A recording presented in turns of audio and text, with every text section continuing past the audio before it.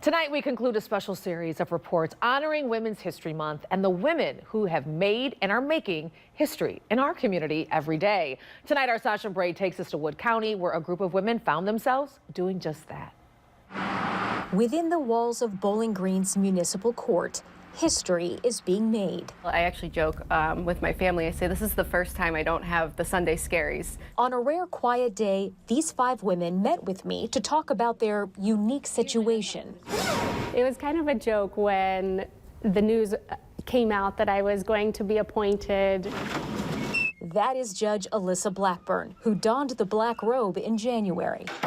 Everything was kind of set up for when I came in. I hope to bring my own feel and add some of my own personal touches to the courtroom. I mean, that was one of the first things she did when she came in, was she met with all the department heads and said, what works for your office, what doesn't work for your office, how can we improve, how can we make things better? That leadership style was a noticeable difference for Magistrate Laura Rump. There's a level of efficiency that I don't know that you get at other offices. It's very much, this is what we're thinking, but how is that going to affect everybody else? I don't think that was ever a planned thing. Exception of marijuana. It just happened that when retirements happened and those jobs opened up, the most qualified candidate for the positions were women. Clerk of Court and Court Administrator Cheryl Reif has worked here about 15 years. Well, we do about 14,000 cases a year, and they all start and finish here in the clerk's office. An office that happens to be staffed by 8 women. This is now the 4th court that I've worked in the state of Ohio, and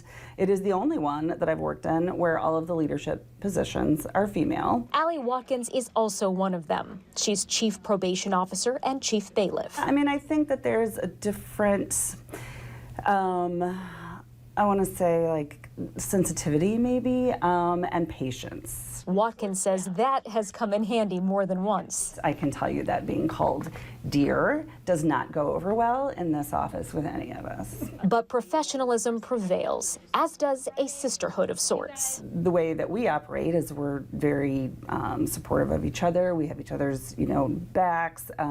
We fill in for each other when needed without even asking. Prosecutor Mimi Yoon seconds that.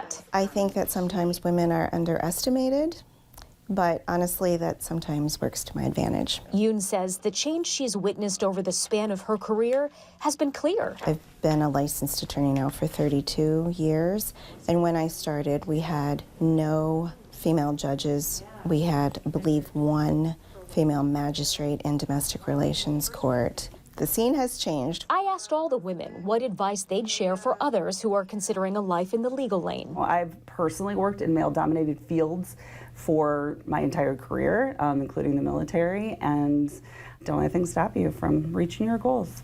Dream big. That's all I can say is sky's the limit. Doing great things here. The future's bright.